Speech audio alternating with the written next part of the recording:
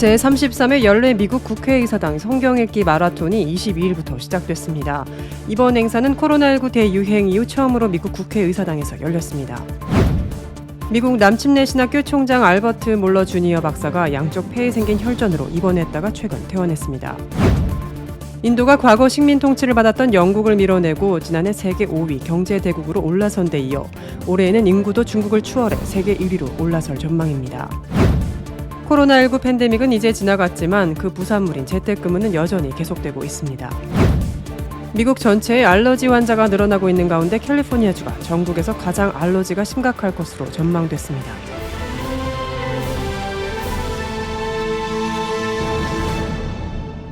첫 번째 소식입니다. 제33회 연례 미국 국회의사당 성경 읽기 마라톤이 22일부터 시작됐습니다. 이번 행사는 코로나19 대유행 이후 처음으로 미국 국회의사당에서 열렸습니다. 미국 크리스천 포스트에 따르면 인디애나에 본부를 둔 사역단체인 시드라인 인터내셔널이 주도하는 국회의사당 성경 읽기 마라톤이 26일까지 국회의사당 서쪽 테라스에서 열렸습니다. 참가자들은 15분 간격으로 창세기부터 요한계시록까지 성경의 모든 말씀을 번갈아 가며 읽었습니다. 시드라인 인터내셔널 창립자인 키스 데이비슨 이사는 CP와 인터뷰에서 이번 행사가 성경에 대한 관심을 다시 불러일으키고 미국인들에게 건국 원칙인 수정헌법 제1조에 명시된 권리를 분명하게 하길 바란다며 지난 3년 동안 팬데믹 봉쇄로 행사가 인근의 신앙과 자유본부로 옮겨졌는데 올해 다시 국회의사당에서 열리게 돼 감사하다고 말했습니다. 성경 읽기 마라톤은 유튜브 채널을 통해 생방송되기도 했습니다.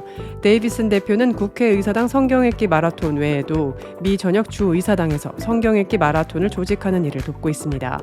데이비슨 대표에 따르면 테네시, 인디애나를 거쳐왔고 앞으로 웨스트버지니아, 루이지애나, 노스캐롤라이나, 사우스캐롤라이나로 갈 예정이라고 합니다.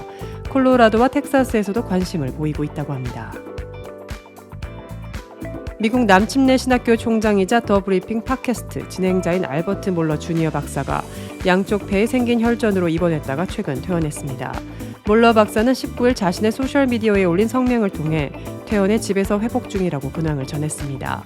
그는 입원을 통해 깊은 겸손과 감사의 마음을 갖게 됐다며 하나님께서 저를 지켜주시고 힘을 주시고 은혜를 베푸셨다고 말했습니다. 몰러 박사는 그가 치료를 받는 동안 써던 세미너리와 보이스 컬리지 측의 노고에 감사를 표했으며 전설적인 아내 메리의 사랑과 헌신에 감사한다고 말했습니다. 지난 주말 남침내 신학교는 성명을 통해 몰러 박사가 양쪽 폐에 혈전이 생기는 폐색전증 진단을 받고 입원했다고 발표했습니다. 또 그가 치료에 잘 반응하고 있다고 전했습니다. 몰러 박사는 1993년 33세 이사회에서 선출된 이후 SBTS의 제9대 회장으로 재직했습니다. 그는 정치, 성혁명, 신앙 및 기타 뜨거운 이슈에 대한 솔직한 견해로 많은 주목을 받았습니다. 앞서 몰러 박사는 47세였던 2007년 1월에도 폐에 혈전이 생겨 중환자실에 입원했지만 진단 후 잘 회복된 바 있습니다. 인도의 기세가 무섭습니다. 과거 식민 통치를 받았던 영국을 밀어내고 지난해 세계 5위 경제대국으로 올라선 데 이어 올해에는 인구도 중국을 추월해 세계 1위로 올라설 전망입니다. 연합뉴스는 19일 공개된 유엔 인구기금 세계 인구 보고서에 따르면 올해 중반부터 인도 인구가 중국을 따라잡아 세계 1위가 될 것으로 예상된다고 보도했습니다. 생산 가능 인구 역시 2030년 중국을 따라잡을 것으로 보입니다. 특히 인도의 중위 연령은 29세로 아시아 국가에서 가장 젊은 노동력을 보유하고 있습니다. 영어 가능 인구가 1억 명을 넘는 점도 큰 강점입니다. 이를 바탕으로 인도 정부는 제조업에 대한 정책 지원에 적극 나서고 있습니다. 미국이 중국의 급부상을 막기 위해 전방위 협력에 나서고 있는 것 또한 인도의 호재입니다. 미국과 인도는 올해 초 인공지능, 반도체, 5G 등 첨단 부분에서 협력을 담은 핵심 및 신흥 기술 이니셔티브를 발표했습니다. 하지만 모든 것에 명암이 있듯 인도 경제의 그림자 또한 분명합니다. 중국에 비해 매우 열악한 생산 인프라가 대표적입니다. 관세가 높은 인도의 무역 장벽 또한 외국 기업들이 사업을 벌이는 데 큰 걸림돌입니다. 또 지방정부의 권한이 막강하고 주마다 법이 지나치게 세분된 점은 외국 기업의 진입 자체를 어렵게 하고 있습니다. 이 때문에 인도가 중국을 대체하기는 상당 기간은 어렵다고 국제금융센터는 내다보고 있습니다만 장기적인 전망을 가지고 인도와의 관계를 만들어가는 것이 현명해 보입니다. 코로나19 팬데믹은 이제 지나갔지만 그 부산물인 재택근무는 여전히 계속되고 있습니다. 월렛 허브가 연방정부 데이터를 근거로 분석한 결과에 따르면 미국 풀타임 직원들의 12.7%는 팬데믹 종료 후에도 완전한 100% 재택근무자로 변신해 일하는 것으로 나타났습니다. 그런가 하면 재택근무와 회사 근무를 병행하는 이른바 하이브리드 근무자들도 전체 풀타임 직원들의 28.2%에 달하는 것으로 조사됐습니다. 월렛 허브 조사에 따르면 점점 많은 기업들이 재택근무를 도입해 활용하고 있는 것으로 확인됐습니다. 코로나19 팬데믹은 이제 완전히 종료됐지만 재택근무가 효과적이라는 것이 입증됐기 때문에 이제 더 이상 팬데믹 상황이 아님에도 불구하고 계속해서 재택근무 체제를 유지하는 것입니다. 기업 입장에서 사무실을 아예 쓰지 않거나 최소한의 인력만으로 사무실을 유지하게 되면 사무실 렌트비가 완전히 없어지거나 크게 줄어서 회사 경비 절감에 큰 도움이 되는 것이 사실입니다. 다만 재택근무가 업무적으로 결과를 낼 수 있는 최상의 환경이 조성됐는지 여부가 대단히 중요합니다. 전문가들이 꼽는 재택근무를 할 수 있는 환경은 저렴한 비용과 합리적인 편안함, 높은 수준의 보안 등입니다.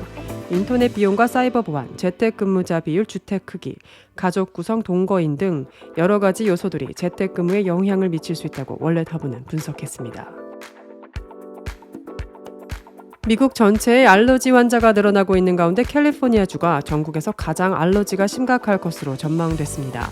라디오 코리아 뉴스는 캘리포니아주의 알러지 환자는 CDC 추산으로 약 1,000만여 명에 달하는데 그중에서도 LA 카운티에만 250만여 명이 있는 것으로 관측된다고 보도했습니다.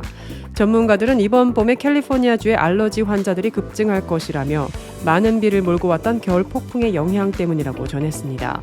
즉 겨울 폭풍으로 엄청난 양의 비로 인해 충분한 수분이 공급되면서 식물들이 예년에 비해 훨씬 더 많은 꽃을 피울 수 있게 된 것입니다. 그런데 전문가들은 이 같은 일반적인 이유 외에도 UCLA 알러지 면역학 책임자인 리타 카츄르 박사는 이번 겨울 캘리포니아주에 내린 강한 비에 꽃가루를 평소보다 더 작게 분해된 것도 알러지를 심하게 하는 요인이 됐다고 설명했습니다. 평소 크기보다 훨씬 더 작게 분해된 꽃가루는 인간 기도 안으로 쉽게 들어갈 수 있다는 것입니다. UCLA 리타 카츄르 박사는 이러한 알러지에 적절하게 대응하기 위해 알러지약을 복용하는 것 외에도 창문과 문을 닫는 것이 가장 효과적 방법이 된다고 조언했습니다. 그리고 코로나19 팬데믹은 공식적으로 종료됐지만 외출할 때 마스크를 착용하는 것이 효과가 있다고 말합니다.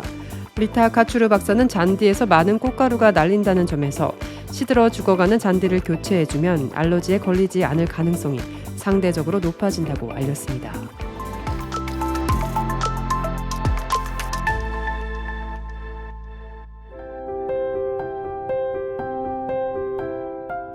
세상을 밝히는 크리스천 소식입니다. 서현교회가 고독사 방지를 위해 홀로 사는 교회 성도 10명에게 요구르트 배달을 하면서 고독사 예방 효과를 봤다는 국민일보의 지난달 보도 직후 서교동 지역 교회들은 서현교회의 요구르트 배달 사역에 대한 이야기를 더 듣고 싶어 했습니다. 주민센터도 교회 쪽에 지역 내 고독사 방지를 위해 요구르트 배달 사역을 함께 하자고 제안했습니다. 서현교회 이상하 목사는 매일 집에 찾아가 요구르트를 전달하는 야구르트 프레시 매니저를 통해 독거노인의 안부를 물을 수 있다며 교회가 요구르트 비용만 전달하는 게 아니라 프레시 매니저가 그들의 위험한 상황을 알려주면 신속하게 도울 수 있다고 설명했습니다. 교동협의회장 서교감리교회 김종환 목사는 주민센터와 연계해 지역사회로 사역을 확장하는 역할을 했으면 한다며 종교에 상관없이 도움이 필요한 사람 모두가 대상이라고 제안했습니다. 조용학 서교동장도 대상 범위를 지역사회로 넓히는 데 공감했습니다. 조동장은 복지 사각지대에 있는 어려운 어르신들 위주로 요구르트를 드릴 수 있는 독거노인 리스트를 발굴하고 확보해 교회에 알리겠다면서 계획이 세워지면 마포구와도 해당 내용을 나눠 사업을 확대하는 방안도 검토해보겠다고 밝혔습니다. 요구르트 배달에 관심을 갖는 건 서교도 지역 교회뿐만 아닙니다. 마포구 상암동에 있는 상암교회는 서현교회의 요구르트 소식을 들은 뒤 교회 내 독거노인들을 확인했습니다. 모두 12가정이었습니다. 김봉수 상암교회 목사는 이달부터 요구르트를 배달할 예정이다. 언제 무슨 일을 당할지 모르는 그들에게 매일 찾아가는 관심은 위로와 힘이 될 것이라 기대된다. 이번엔 성도들을 중심으로 조사했는데 향후 지원 대상을 세상 밖으로 넓혀갈 계획이라고 말했습니다.